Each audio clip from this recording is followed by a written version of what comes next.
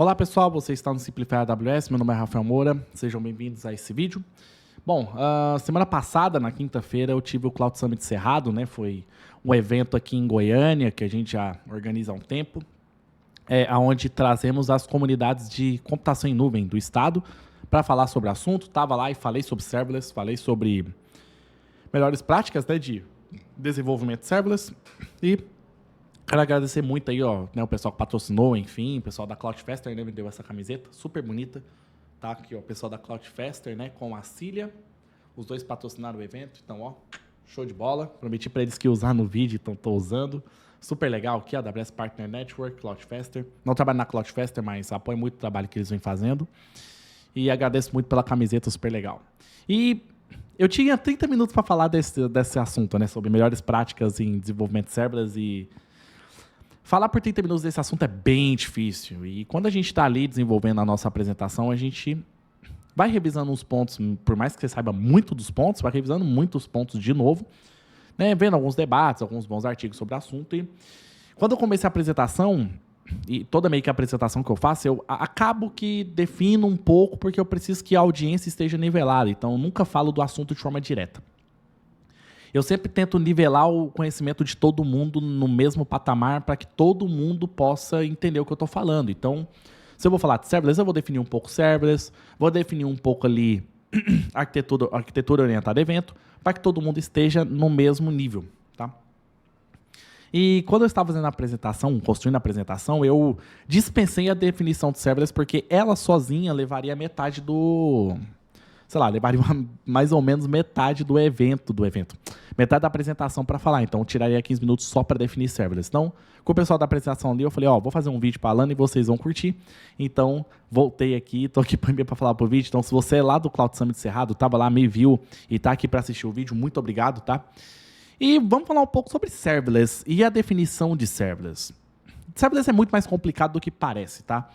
Porque hoje você tem um movimento das provedoras vendendo, né, serverless, usando a palavra serverless como venda, mas fugindo um pouco da definição que elas mesmas fizeram. Então, a gente tem muitos artigos que foram escritos, a comunidade discute muito bem isso. E quero trazer um pouco dessa ideia, dessa, digamos, filosofia sobre o serverless. Então, vamos começar falando sobre a definição das provedoras. Então, por exemplo, ó, a AWS ela fala assim, computação serverless permite com que você construa e rode aplicações e serviços sem pensar sobre servidores. Aplicações serverless não requer você, né, não requer você para provisionar, escalar ou gerenciar qualquer servidor. Você pode construir, né, eles, né, no caso a aplicação. Você pode construir basicamente qualquer tipo de aplicação ou serviço back-end e nada vai requerer, né, nada vai tipo assim, te pedir para você para escalar a aplicação ou ter a parte de alta disponibilidade, tudo isso já é gerenciado para você. Então, por exemplo, a AWS define dessa forma. Serverless Framework, eu acho bem interessante a definição deles, que é assim, ó. Da mesma forma como a internet wireless tem fios em algum lugar, a arquitetura serverless tem os seus servidores em algum lugar. O que serverless realmente significa é que, como desenvolvedor, você não tem que pensar sobre esses servidores, você só tem que focar no código, tá? E aí fala, depois aí continua e fala, você não precisa de certa forma, de ativamente gerenciar e escalar suas aplicações, né? Você não precisa de provisionar servidores ou pagar recursos que não estão sendo utilizados. O Peter Szarski, tá? Que é o VP, né, de engenharia lá da Cloud Guru, fala, por exemplo, que serverless é sobre abstrair usuários fora dos servidores, infraestrutura, e ter que lidar com essa parte low level de configuração do sistema operacional. Então, tira tudo isso da sua mão. Né? Ao invés disso, desenvolvedores vão usar os serviços de single purpose ou propósitos únicos, como por exemplo S3 para storage, o Auth0 para identity management, né? No caso, gerenciamento de identidade e plataformas de computação elásticas como a AWS Lambda para executar o código. Então, o que a gente pode definir, tirar dessas definições? Então, a primeira coisa, né? O que a gente sabe que a gente tem? A gente tem um custo de recurso que tem que estar muito acoplado com o nível de utilização. Quer dizer, você não paga pelo que você não utilizar da melhor forma possível.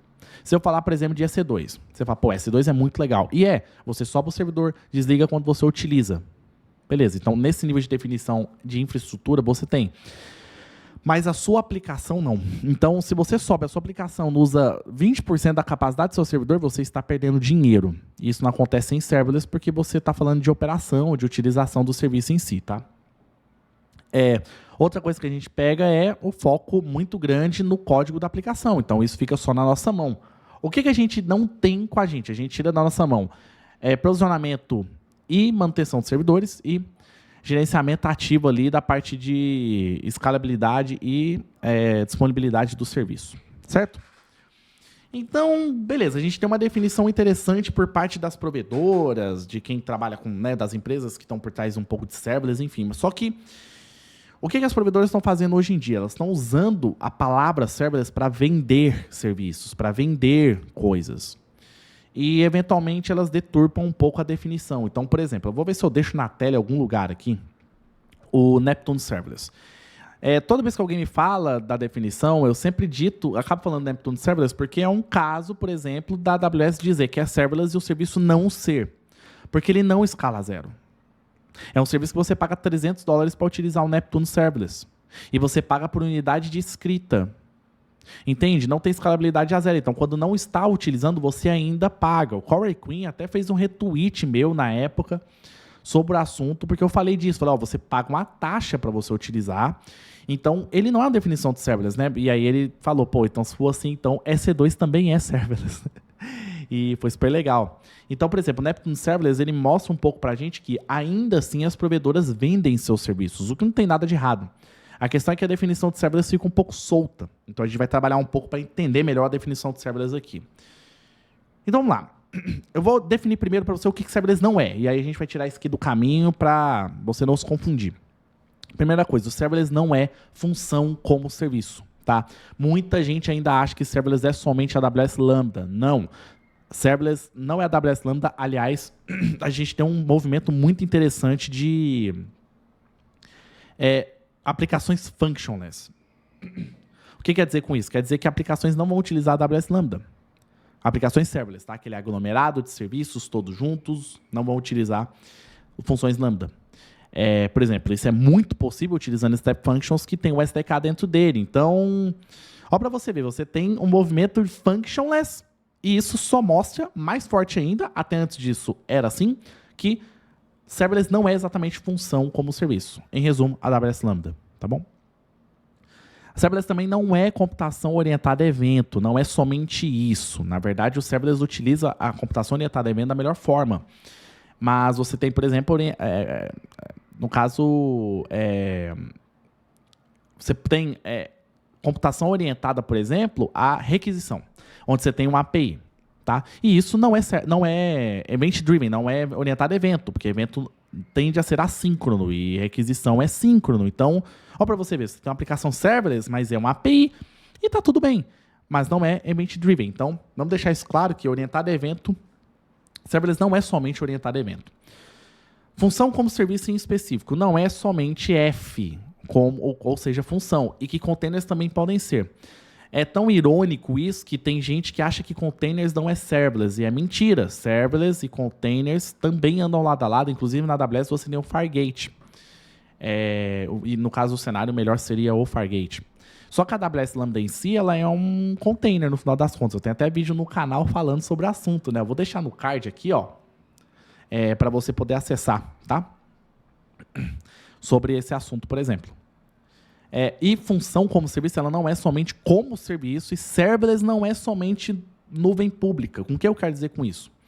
Função não é somente como serviço, mas principalmente, serverless não é somente cloud pública, porque você tem serviços externos serverless que vão te dar o mesmo potencial. Por exemplo, Momento é um serviço de caching, que existe na AWS, mas que não é vendido dentro da AWS. Não é um serviço da AWS, não é um serviço da nuvem pública.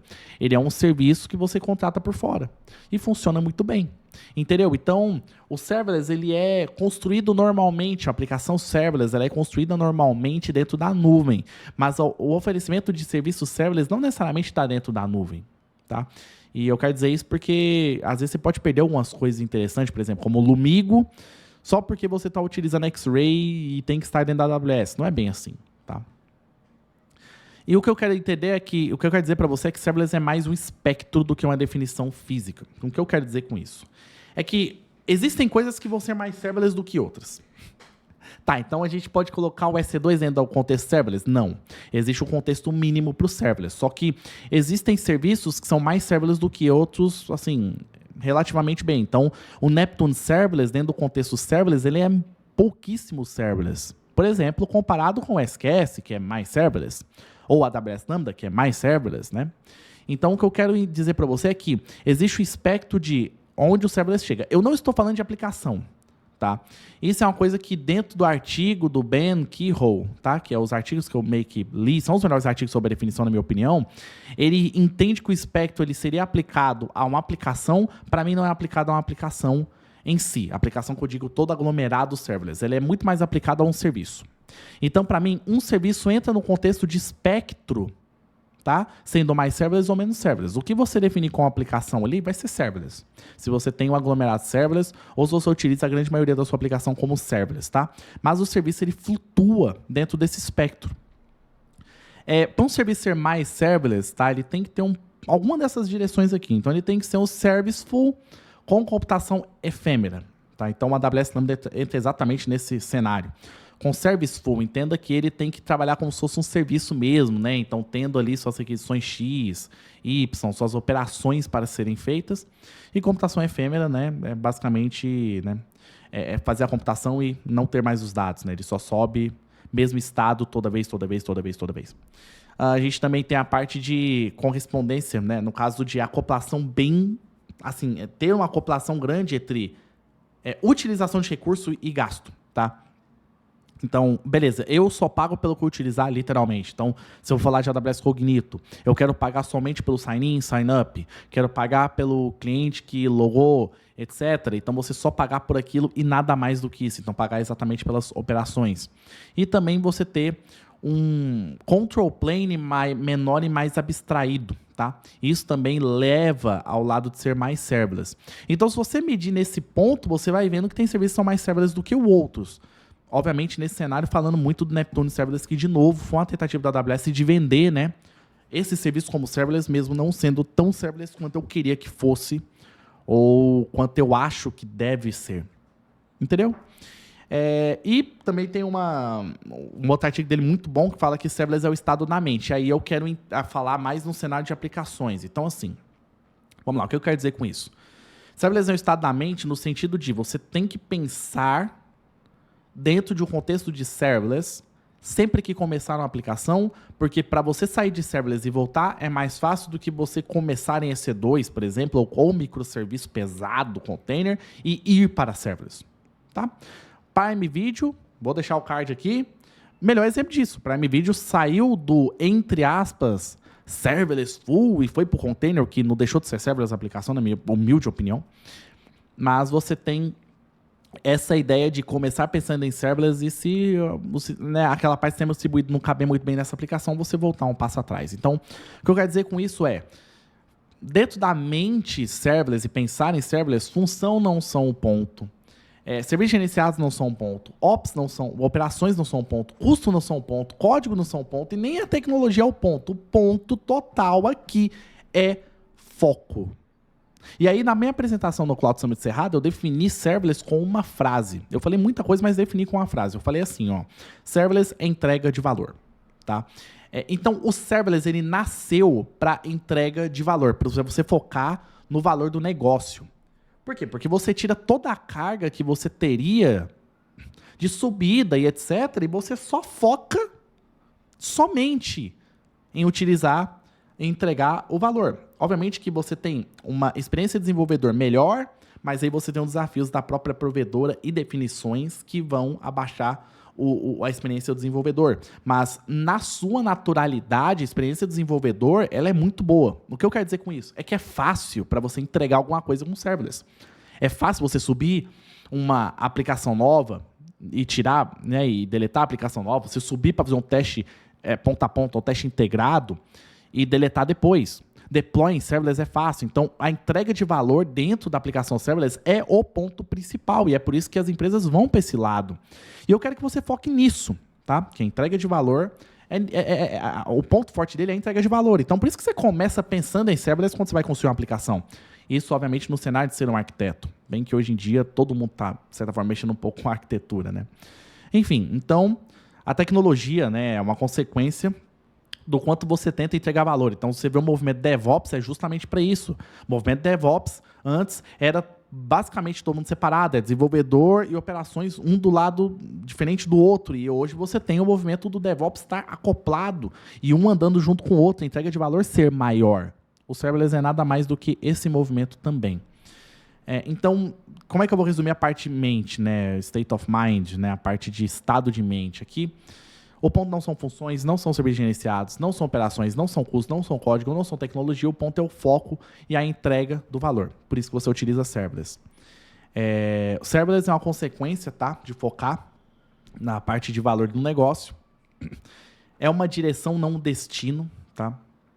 Então, é uma direção que você toma e você vai construindo conforme tudo for se encaixando ali. E, na minha opinião, é sem fim, tá? O serverless, eu acho que ele ainda vai evoluir mais ainda do que está hoje. E sobre a parte de espectro, existem aplicações que vão entrar no espectro melhor do que outros, tá? Então, o que eu quero definir com isso as definições do que a provedora te entrega, elas são boas, mas tem serviços que vão ser mais serverless do que outros. Levando aquela definição do que eu disse, né, de service full, computação efêmera, de você ter, né, a parte de acoplamento, eu sempre gosto de usar esse sinal, de acoplamento muito forte entre recurso usado, recurso que está sendo, né, cobrado de você, e ter o control plane mais abstraído é o que vai definir o que vai ser mais serverless. Então, espero que nesse vídeo aqui, deu 16 minutos, que esse vídeo aqui ele te entregue a ideia de serverless da melhor forma possível. Sempre questione tudo que for lançado com o nome serverless, tá? E veja se encaixa e está em um bom espaço dentro do espectro, vamos dizer assim. No mais, agradeço por tudo, agradeço por você estar assistindo esse vídeo. Se possível, deixa o like e se inscreve no canal e ativa o sininho aí para as notificações, porque eventualmente eu vou estar lançando mais vídeos sobre o assunto. E agradeço por tudo. Muito obrigado. Tchau, tchau.